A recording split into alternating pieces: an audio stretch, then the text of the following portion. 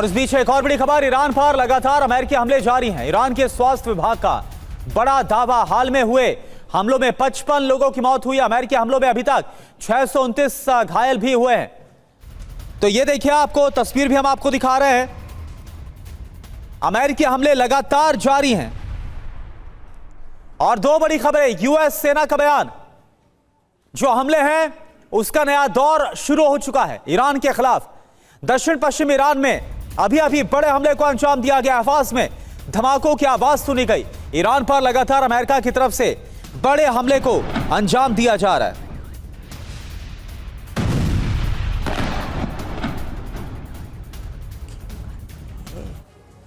तो आप देखिए, लगातार 13 दिन से अमेरिका और ईरान के बीच युद्ध जारी। अमेरिका हमले कर रहा है, ईरान की तरफ से पलटवार किया जा रहा है।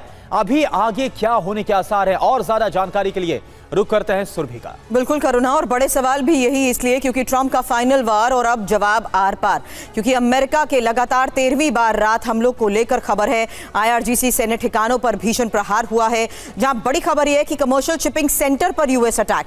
कहां पर ये अटैक हुए हैं? होर्मुज़गन प्रांत, जहां बंदर अब्बास और खुजिस्तान प्रांत, और एमिदे और होर्मुज़गान प्रांत जहां केशम द्वीप, और खुजिस्तान प्रांत जहां अंदिमेशक, और होर्मुज़गान प्रांत जहां अहवाज। लेकिन ईरान जो दावे कर रहा है उसके तहत 13 दिन में 55 लोगों की मौत को लेकर दावा किया जा रहा है। मनीष मेरे सहयोगी हमारे साथ है। मनीष, हर बार अब हमलों के पैटर्न को लेकर हम सवाल करते थे, क्या अमेरिका की नई वॉर डॉक्ट्रिन सिर्फ सैन्य ठिकानों तक अब सीमित नहीं है? ये कमर्शियल और शिपिंग लेन्स को टारगेट करने का मतलब क्या है, और इस बयान का क्या मतलब कि अगले दौर के हमले जारी हैं? क्या अभी तक जो हमले हुए, आपको लगता है कि स्ट्रेट ऑफ हार्मुज और उसके कंट्रोल को देखते हुए कोई दबाव बनाने की रणनीति कामयाब अमेरिका की हो पाई?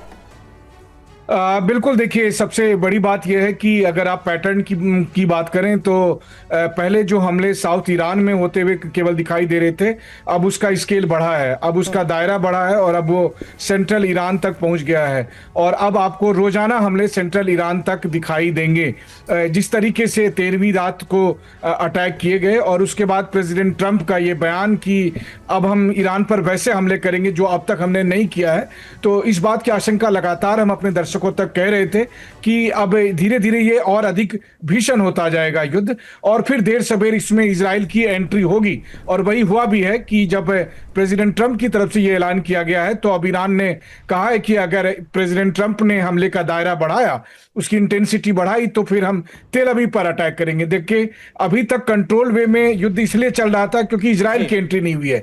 क्योंकि एक बार जब इजराइल की एंट्री होती है तो फिर इजराइल का अपना एक सिग्नेचर स्टाइल है, और वो यही है कि वो केवल बॉम्बिंग नहीं करते, स्ट्राइक नहीं करते, बल्कि वो असैसिनेशन भी करते हैं। वो फिर लीडरशिप पर अटैक करते हैं। अभी तक केवल मिलिट्री साइट्स पर अटैक हो रहे हैं, लेकिन इजराइल की एंट्री होने के बाद फिर ईरान की जो लीडरशिप है, पॉलिटिकल लीडरशिप है, मिलिट्री लीडरशिप है, उनको टारगेट किया जाएगा। और जाहिर है कि तब ईरान वर्सेस इजराइल या ईरान वर्सेस यूएस के साथ इस युद्ध का स्केल ठीक वैसा ही होगा जैसे फरवरी और मार्च में हमने देखा था। ठीक है, इसी बात को आगे बढ़ाते major general Brajesh Kumar sir हमारे साथ हैं। सर, आपको क्या लग रहा है, जो 28 फरवरी का हमला था वो अमेरिका और इजराइल ने मिलकर किया था? अभी तक इस युद्ध की बात करें तो अमेरिका ईरान पर हमले कर रहा है, ईरान अमेरिका पर हमले कर रहा है। अमेरिका बोल रहा है अब नया दौर हमलों का शुरू हो गया है।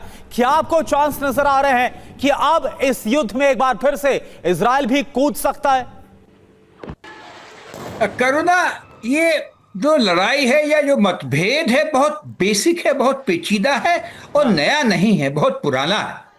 इसकी समस्या सिर्फ लड़ाई से या बम वर्षा से या फोकस बदलने से नहीं होती।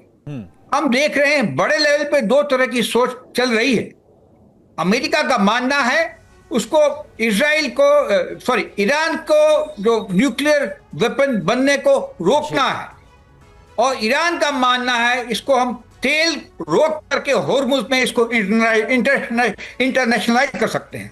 दूसरा उनका यह मानना है गल्फ के बाकी स्टेट के ऊपर जहां अमेरिकन सैनिक प्रेजेंट है उनके ऊपर बम वर्षा करके हम इसको रोक बड़ा कर सकते हैं। लेकिन कहानी कुछ और भी है। देखिए, जो आर्टिकल ऑफ एसोसिएशन था 60 दिन तक संधि का, वो ज्यादा दिन चली नहीं है, लेकिन हम उसी अवधि में चल रहे हैं। और अमेरिका आज 13वें दिन भी बहुत तगड़ी बम वर्षा कर रहा है। मैं ट्रंप साहब का भी इंटरव्यू सुन रहा था, प्रेस कॉन्फ्रेंस सुन रहा था। उनका ये मानना, वो ये कह रहे हैं, पहला एक कि मैं ईरान को न्यूक्लियर पावर बनने नहीं दूंगा। दूसरा, तेल को जो रोक रहा है मैं उसको फोर्स करूंगा, और जो हानि होती है तेल की जहाज को उसको मैं ईरान के पैसे से मेकअप करूंगा। तो इस तरह की जो हरकतें हैं, ये हार्ड जो नीति उन्होंने अपनाई है। और एक और चीज देखिए, जी। अपने साथियों को सहारा देने के लिए उन्होंने सऊदी अरेबिया के साथ में न्यूक्लियर समझौता भी किया है कि अमेरिका आपको न्यूक्लियर टेक्नोलॉजी देगा पॉपुलेशन सिविल यूसेज के वास्ते। तो ये देखिए, ईरान जो एक पावर न्यूक्लियर पावर बन रहा है, उसके मतभेद में इसीलिए मैंने मनीष से ये सवाल किया था कि अब जिस तरीके से हमले हो रहे हैं